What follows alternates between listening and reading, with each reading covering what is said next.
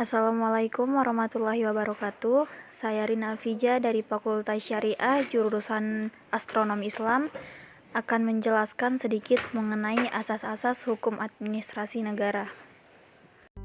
Istilah dan definisi hukum administrasi negara. Istilah hukum administrasi negara adalah terjemahan dari Administrative Recht, bahasa Belanda, Verwaltungsrecht, bahasa Jerman, Droit administratif, bahasa Prancis. Di Inggris dan Amerika Serikat disebut dengan istilah administrative law. Beberapa pendapat para ahli mengenai definisi hukum administrasi negara. Yang pertama, R. Abdul Zamali.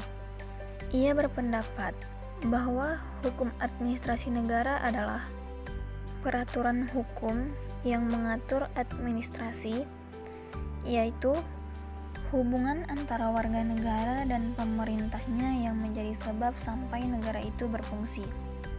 Yang kedua, L.Z. van Voldorn menjelaskan bahwa hukum administrasi negara adalah peraturan-peraturan yang harus diperlihatkan oleh para pendukung kekuasaan pemerintahan yang memegang tugas pemerintahan dalam menjalankan kewajiban pemerintahan. Yang ketiga, Kusumadi Pujosowojo mengemukakan bahwa hukum administrasi negara adalah hukum tata usaha atau keseluruhan aturan hukum yang menentukan cara bagaimana negara sebagai penguasa itu menjalankan usaha-usaha untuk memenuhi tugas-tugasnya, atau cara bagaimana penguasa itu seharusnya bertingkah laku dalam mengusahakan tugas-tugasnya. Yang keempat, Victor Situmorang. Ia berpendapat bahwa hukum administrasi negara adalah hukum mengenai seluk-beluk administrasi negara, atau hukum administrasi negara heteronom, dan hukum operasional hasil ciptaan administrasi negara sendiri, atau hukum administrasi negara otonom, di dalam rangka memperlancar penyelenggaraan dari segala apa yang dikehendaki dan menjadi keputusan pemerintah di dalam rangka penunaian tugas-tugasnya. Berdasarkan keempat definisi tersebut, dapat disimpulkan bahwasannya administrasi negara adalah pengaturan kebijakan yang dilakukan oleh pemerintah atau aparatur negara agar tujuan negara dapat tercapai secara efektif dan efisien. Hukum administrasi negara merupakan segala atau seluruh dasar-dasar hukum mengenai administrasi negara. Hukum administrasi negara merupakan bagian dari hukum publik dan dapat dijelaskan sebagai peraturan pemerintahan umum. Hukum administrasi negara sendiri berkaitan dengan kekuasaan eksekutif. Namun, pengertian kekuasaan eksekutif dalam hal ini tidak sama dengan apa yang dimaksud dalam trias politika. Dalam hal ini, kekuasaan eksekutif harus dipahami dalam terminologi dan dinamika yang ada. Pengertian asas pada hukum administrasi negara itu sama pada pengertian asas pada umumnya. Yang membedakannya hanya bidangnya atau lapangannya saja. Asas itu merupakan sebuah kebenaran yang fundamental. Asas hukum bukanlah peraturan yang konkret, melainkan pikiran dasar yang masih umum sifatnya. Asas itu merupakan suatu prinsip. Jadi, asas itu merupakan dasar dari suatu kaidah atau norma. Misalnya, asas monogami dari Undang-Undang Nomor 1 Tahun 1974 tentang perkawinan. Pada pasal 3 ayat 1 menyebutkan bahwa pada asasnya, dalam suatu perkawinan, seorang pria hanya boleh mempunyai seorang istri, seorang wanita hanya boleh mempunyai seorang suami. Dalam lapangan hukum administrasi sendiri, dikenal juga asas-asas hukumnya, di mana yang pertama asas legalitas, bahwa setiap perbuatan administrasi berdasarkan hukum. Yang kedua, asas détournement de faveur, di mana pada asas ini berarti menyalahgunakan wewenang yang diberikan seseorang yang memiliki jabatan, di mana jabatan itu secara hukum diberikan wewenang dan wewenang itu seharusnya digunakan sebagaimana mestinya, tetapi ia menyalahgunakan wewenang tersebut. Ketiga, asas ex de faveur, atau perbuatan melebihi batas kekuasaan. Yang keempat, asas non-diskriminasi, di mana pada asas ini tidak membeda-bedakan antara sesama warga negara Indonesia. Kelima, asas upaya memaksa atau bersanksi sebagai jaminan taat kepada hukum administrasi negara.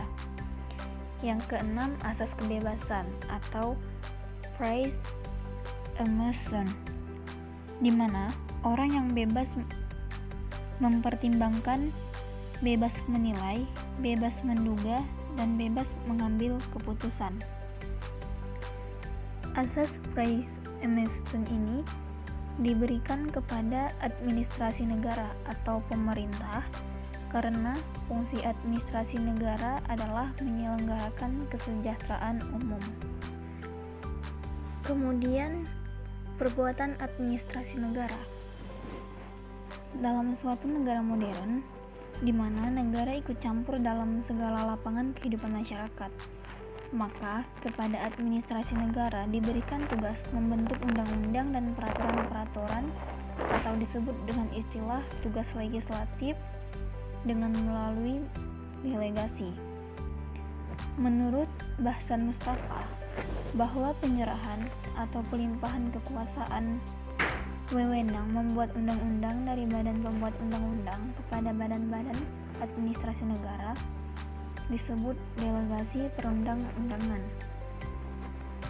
di mana dalam perbuatan administrasi negara harus sesuai dengan yang pertama, penetapan, rencana, kemudian dilanjutkan dengan penjabaran, dan terakhir registrasi semu. Yang terakhir adalah peradilan tata usaha negara, di mana dalam definisinya tata usaha negara adalah administrasi negara yang melaksanakan fungsi untuk menyelenggarakan urusan pemerintahan, baik di pusat maupun di daerah. Contohnya seperti kepegawaian.